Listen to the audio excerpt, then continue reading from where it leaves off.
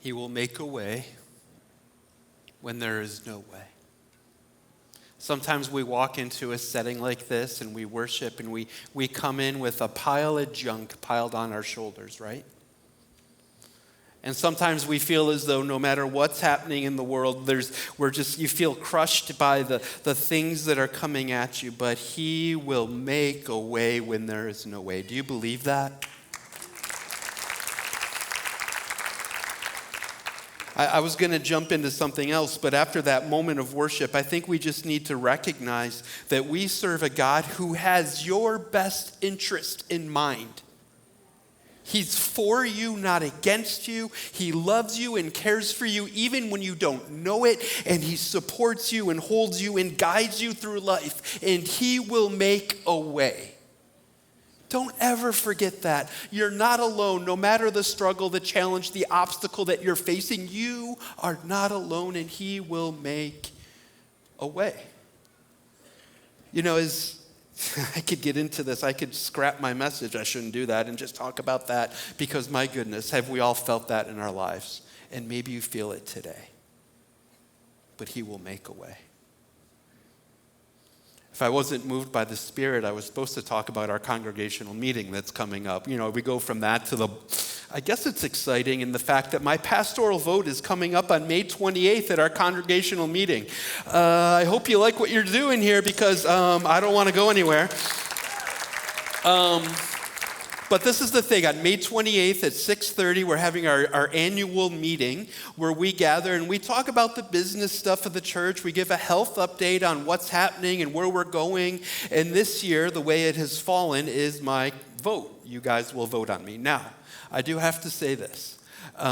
We do make absentee ballots available, but it's not because it's a nice sunny Tuesday in June and you don't want to come.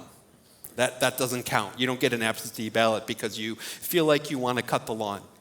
If you're ill or you're traveling or you have an extenuating circumstance that you really can't get out of, that's why you would take one of those absentee ballots.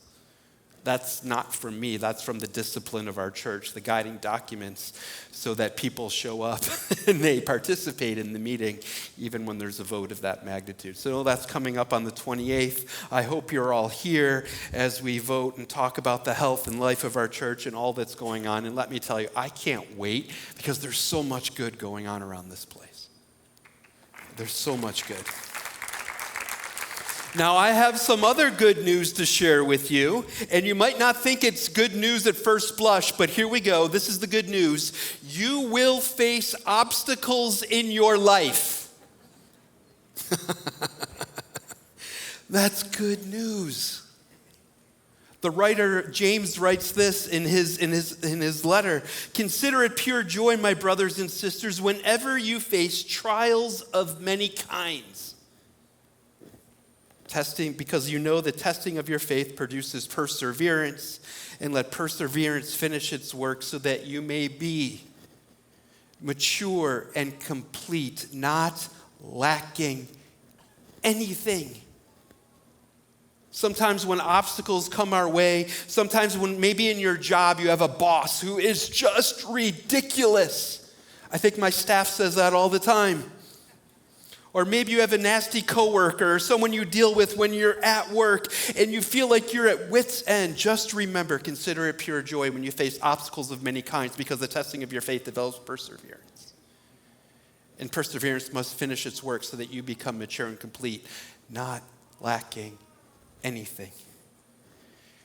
Maybe the obstacle has come financially for you. You're trying to pay off debt, or you're trying to buy something and save up so you don't put it on credit, and you're trying to pay cash for whatever it is you're trying to purchase. And then this is what always happens to us. Your car breaks down. Who's been there before? And then all the money you've been saving and trying to pay off debt goes on to pay off a car, and it is awful. It's not the worst thing in the world, but it is pretty discouraging. From personal experience, when leading a church such as ours, you face obstacles of many kinds. It's just part of the gig. Last week, Maher was here and he spoke about life, the reality of life in ministry in Lebanon. And he spoke here on Sunday morning, but then on Sunday night and Monday night, he pulled back the veil a little bit more and shared more of the reality of what life is like in Lebanon. Just consider this for a moment. The Lebanese lira, just put your math hat on, the Lebanese lira, when I was traveling to Lebanon years ago, $1 was worth 1,500 Lebanese lira. It was stable and it was that way for years. Just think about this. When the banking system collapsed and the country dove into this awful depression, one US dollar was now worth 89,000 Lebanese lira. Their currency collapsed. If you had lira in the bank overnight, it was useless. The corrupt government and all that's happening, the random bombing, schools collapsing, lack of resources. Why would Maher and his team stay in Lebanon? Why wouldn't they go anywhere else in the world? Because they're persevering, so they may become mature and complete, not lacking anything. Because as I was talking to Maher, he has had opportunities to move a number of other places in the world as people have tried to get him to come to their country. And he has said, no, I am staying here in this incredibly difficult spot to love those I come in contact with. Mothers, there's no need for perseverance in raising children, is there? Children, and if you're a child here, I'm sorry, we're all children of some sort, but children are exhausting. Just call it out, right? You can laugh, it's okay. Your children, if they're sitting next to you, say, you're exhausting. But parents persevere through. We push through. We keep doing the thing. And mothers, thank you for pushing through and persevering. Thank you, grandmothers, mothers, helping to shape us into who we are. But we've all faced obstacles. We've all faced things in our face, criticism, doubt, things that you wish would go quickly, go too slowly, or things you wish would go slowly, go too quickly. And there is this wall. And do you know Jesus faced criticism and obstacles himself? Did you know that? He faced it to the point where the religious leaders nailed him to a cross. He understands obstacles. He understands things not going our way. He understands what it's like to live a holy and righteous life and still have people hate you. That was his story. And that's the Savior we follow. All of our Heart Check partners have faced many obstacles.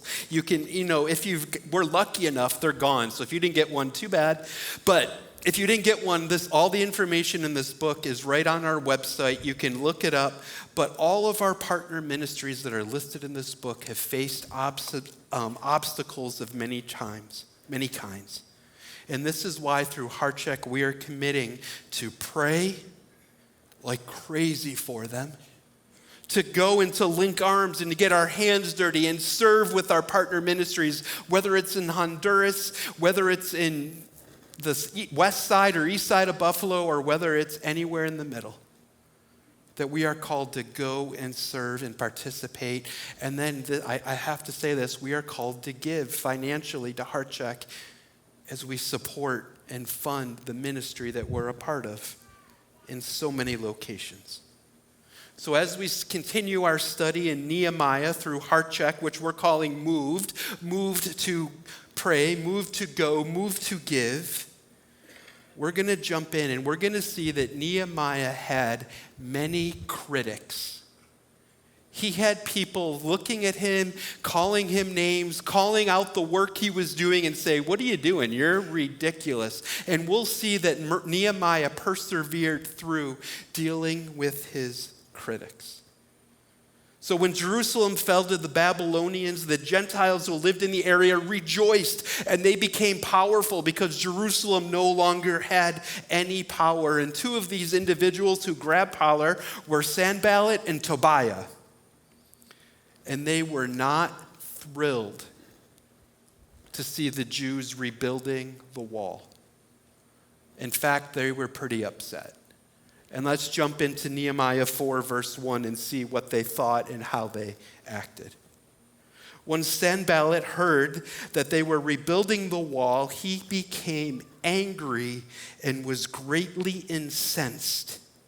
He ridiculed the Jews, and in the presence of his associates and of the army of Samaria, he said, "What are those feeble Jews doing? Will they restore their wall? Will they offer sacrifices? Will they finish in a day? Can they bring the stones back to life from those heaps of rubble, burned as they are?" Tobiah the Ammonite, who was by his side, said, what they are building, even a fox climbing on it would break down the wall of stones. Nehemiah was facing critics, and we need to face our critics sometime as well, don't we? We all have critics. We've all felt the sting of ridicule, the sting of when we're starting something new or engaging in a new way where people look at us from the outside and they say, "You can't do that."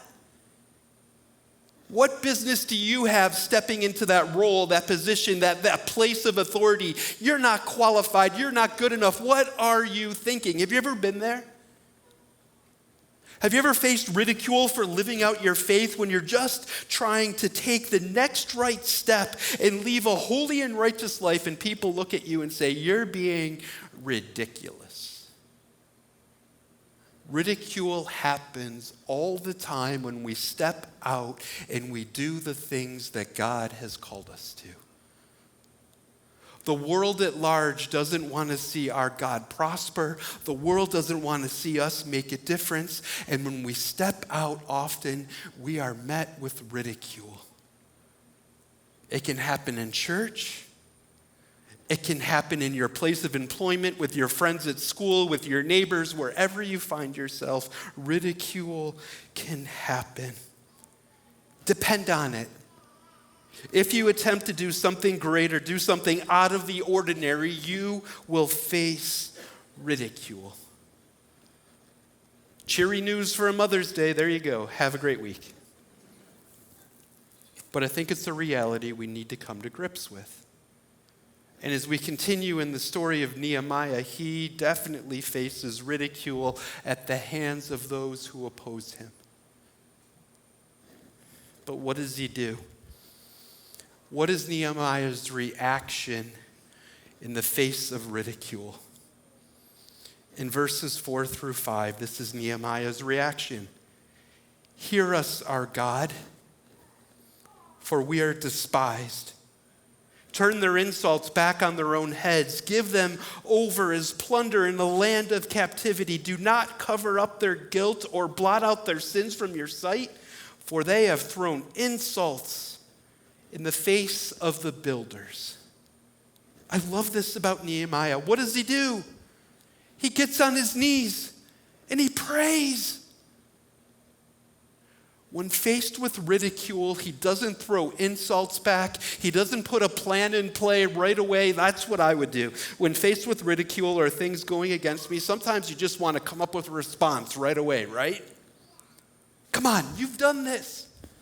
Somebody says something harsh, and what's your first reaction? To fire back. But what does Nehemiah do? He prays. In the first week of the series, we saw that when Nehemiah heard that the walls were destroyed and the people were without protection, the first thing he did was to pray. He fasted and prayed. When he went to talk to the king, before a word came out of his mouth, he paused and prayed. And now in this chapter, we see that when he's facing opposition, his first reaction is to pray. I think that's a good lesson for us, isn't it? Just think about your day tomorrow and the things you're going to face, and maybe the obstacles or opposition that you will face starting maybe even this afternoon as you get together with family. That's real. But even as you're getting together with people, or you go to work or school or whatever you do tomorrow, what if you just stopped and prayed before the day began and said, Lord, I know obstacles are coming my way. I know people give me a hard time for whatever I do. And you paused and prayed and asked God to lead you through that situation. That's your first reaction, not the last resort. It's the thing you do before everything else, where you pray and you seek the face of the Lord, because that's Nehemiah's example. I think that's a great lesson. It's a great posture to take.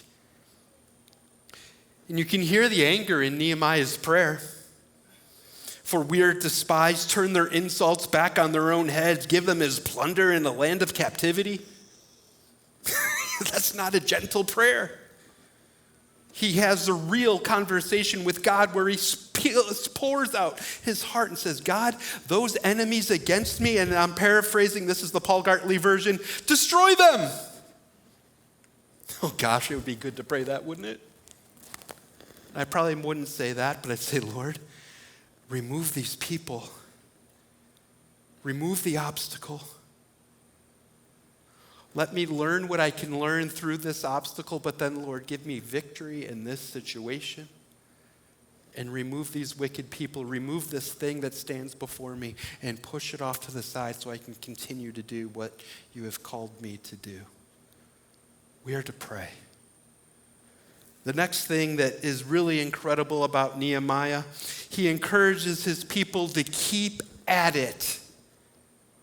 In the face of obstacles, in the face of people, and you'll see as we get into the story, in the face of everything that's happening, Nehemiah makes a stand and say, we have to keep at it. The Lord has called us to build the wall. We need to keep going.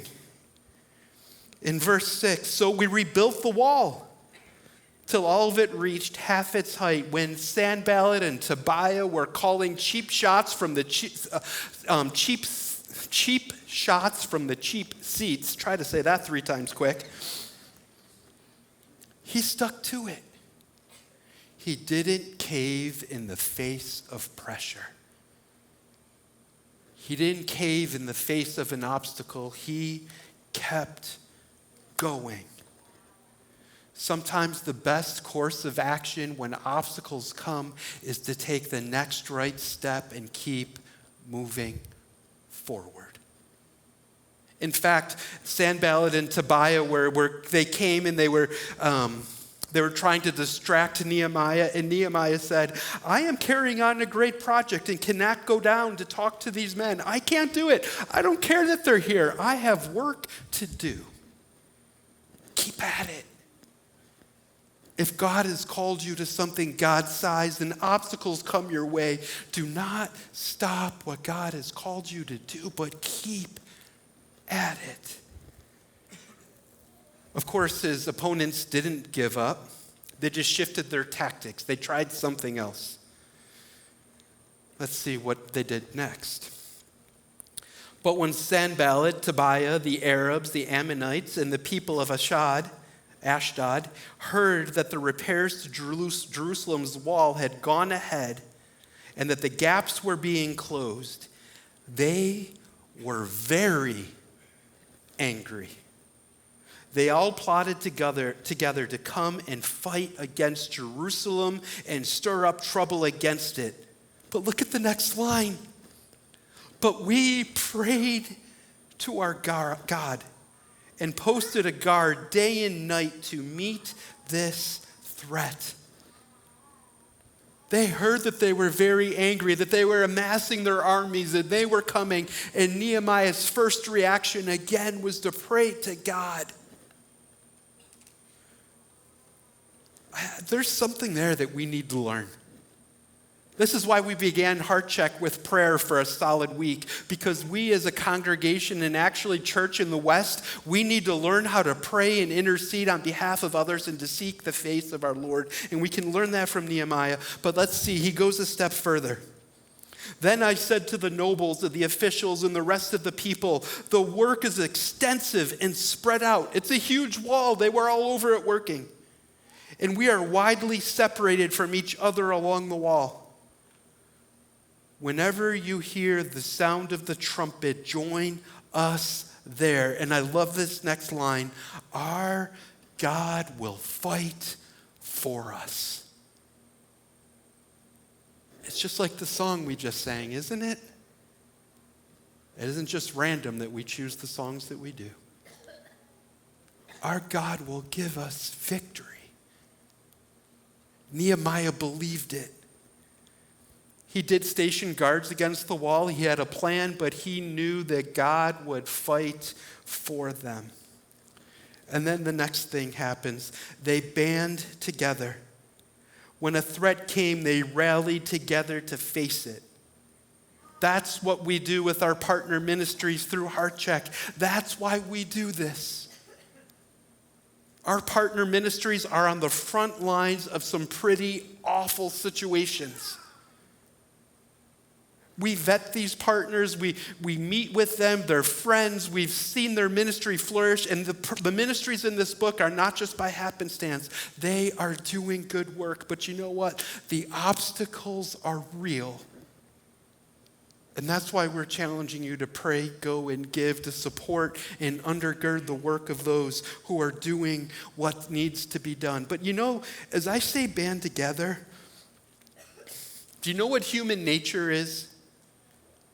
When you see somebody hurt and down, the world often, and not everybody, but often kicks people when they're down, right? Have you seen that? We start piling on. It's typical bully behavior. A bully starts bullying somebody in high school, and what do kids do? They generally jump on the side of the bully as opposed to defending the kid who's being picked on. It's just human nature. And you think it doesn't happen in church. Well, sometimes it happens in the church, where when a Christian is down and having an incredibly difficult time at a different point in their life, it's easy to look on them and say, boy, they really screwed up. Instead of banding together, picking them up, and carrying them to victory. We need to learn from Nehemiah and band together. Obstacles could tear us apart. They could have teared Nehemiah apart. If Nehemiah would have heard Sanballat and Tobiah were amassing an army, he could have hightailed out of there, but he didn't. He prayed and he trusted God. When there's an obstacle in your path, do not run the other way. Pray. Seek the face of the Lord. Keep doing what the Lord has called you to do. Keep at it. And then band together. And then band together. There should be no Christian who's struggling who struggles alone. That's not part of the community of faith that our God has called us to. When we see somebody struggling, we put our arm around them, we hold them up, and we help them to prosper.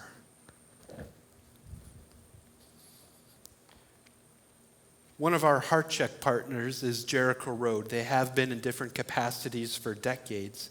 But in particular, this year through Heart Check, we're supporting their medical clinic in the Democratic Republic of Congo, or the DRC. The DRC is a dark place. But we support this medical clinic that is making a difference. And I want you to hear from the director of the clinic, Chantel, as she tells the story of what's happening in Congo. My name is Chantal Mandro. I am the Wellness Clinic Director, and I thank all our donors for helping us help our population in DRC Congo, and especially in Goma. And every month we have more than 200 delivery of baby, and we have less space and building to take care for these women, and our workers are very tired. We need more workers in our maternity service. And we have also the free recovery primary school to help children that was not going to school to have education. And now these children are finishing the primary school. We need to have the high school to give them the good education. And we have also the empowering center for women, and for women who are learning tailoring and basketry, and to empower the capacity for to have the work and the money to help the children. And we need more space and equipment to educate these women. And we have also a malnutrition center. Every month we receive more than 100 malnourished children, and we need to have we have less funds to take care and give them the good food. We need more money and space and the dining place for these children. Thank you.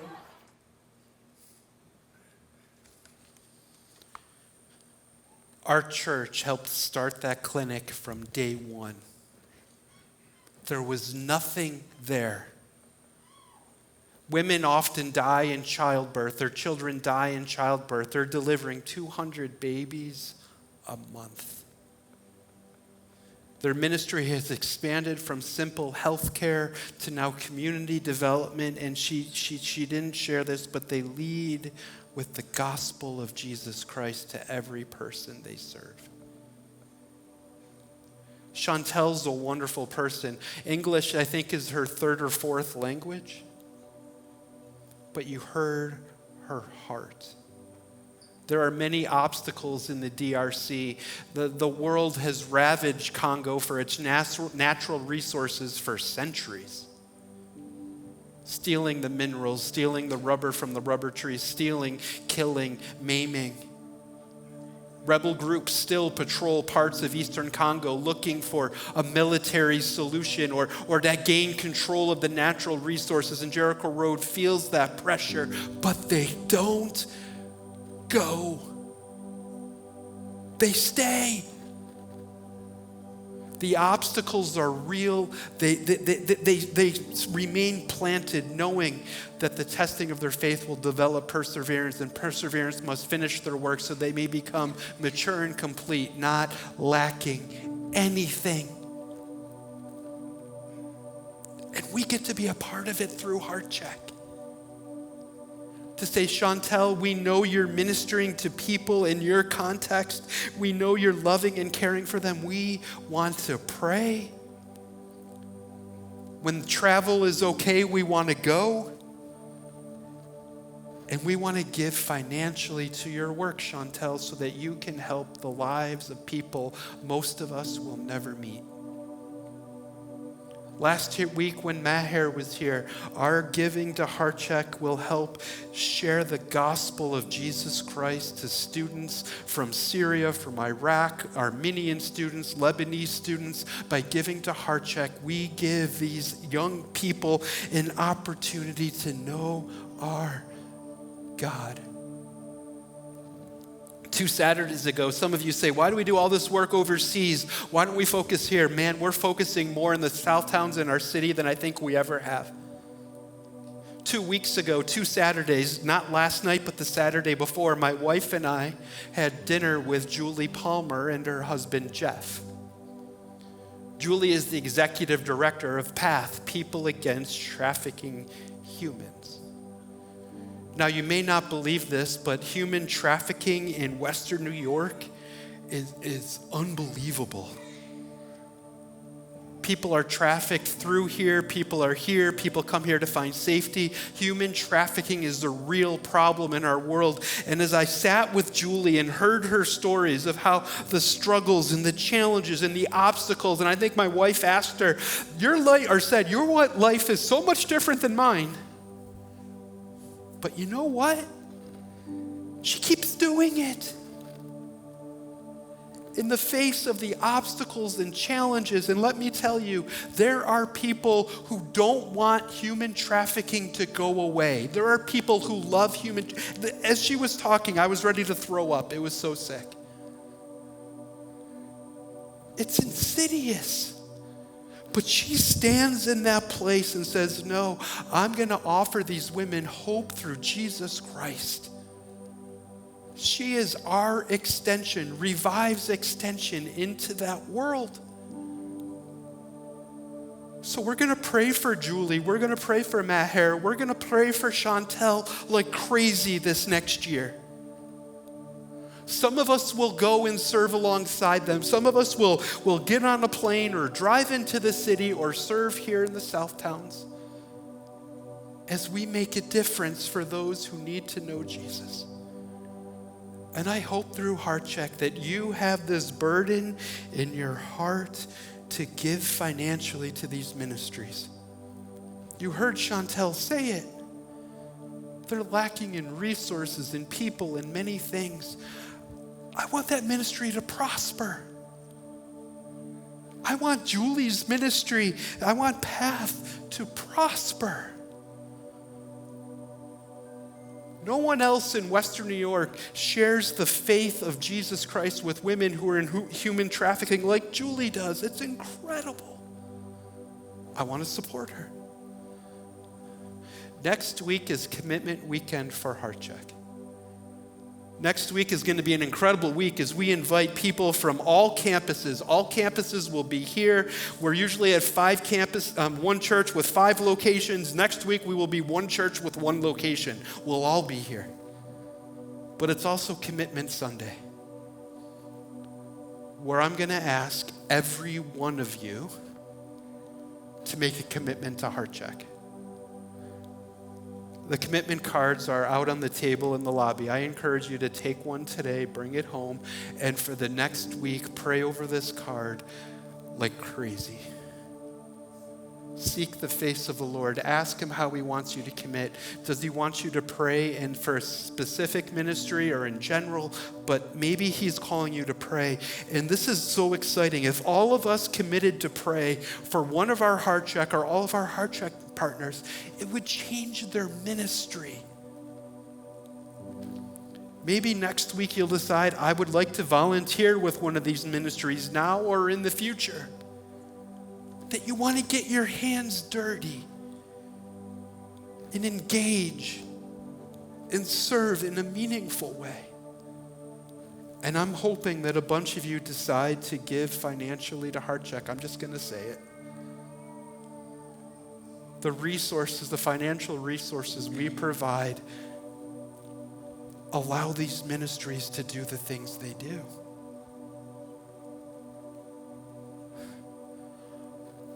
I will never sit in a counseling room with a woman who's been rescued for human trafficking, but I want to support the person who does. I feel I just do. That's a personal conviction, and I just do. So before you go today,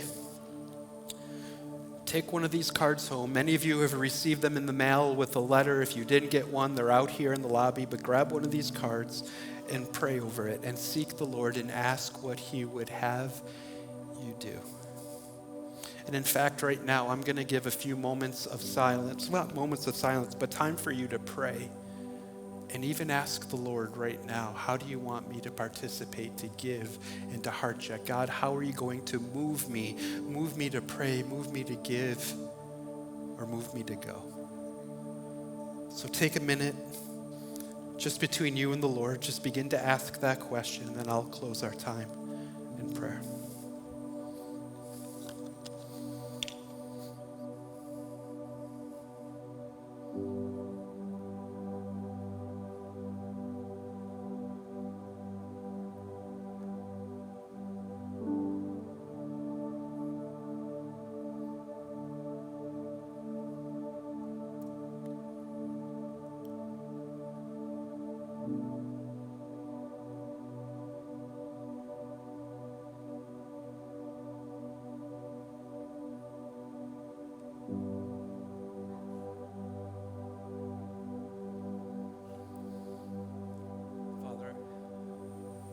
Father, I thank you for our Heart Check partners. I thank you that they are our extension in the area of ministry in which you have called them to. Father, I pray that in the week that follows between today and next time we gather, that you would stir in our hearts, that you would help us decide if we should pray, go, or give, and to what extent. Lord, move in our hearts. We thank you for Nehemiah's example of pushing through in the face of obstacles. We thank you that our partner ministries push through in the face of many obstacles. And Father, as we continue to do heart check year after year, and there are obstacles to many things in Western New York and the South Towns, as we all know. But Father, help us to push through, to pray, to go, and to give. And reveal to us this week how we should engage. We thank you, Jesus. And I pray these things in your mighty and holy name. Amen.